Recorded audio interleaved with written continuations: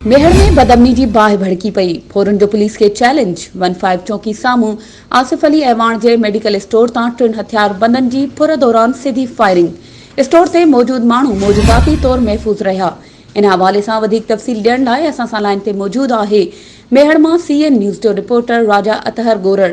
जी राजा, छा तफ़सील आहिनि?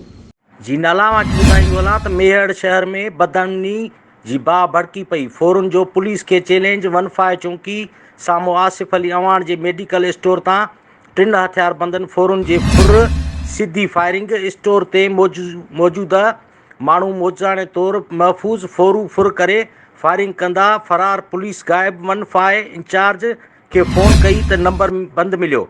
स्टोर मालिक आसिफ अली अवान मेहर B सेक्शन थाणे जो वॾो मुंशी खुदाबख्श ज़रदारी, ASI परियल मल्ला, 15 इंचार्ज इलाही बख्श ज़रदारी जा वारदात ते पहुची स्टोर मालिकान आसिफ अली अवान खां फुर जा तफ़सील वरिता, जॾहिं त CCTV ते फोरन खे फुर कंदे ॾिसी सघिजे थो।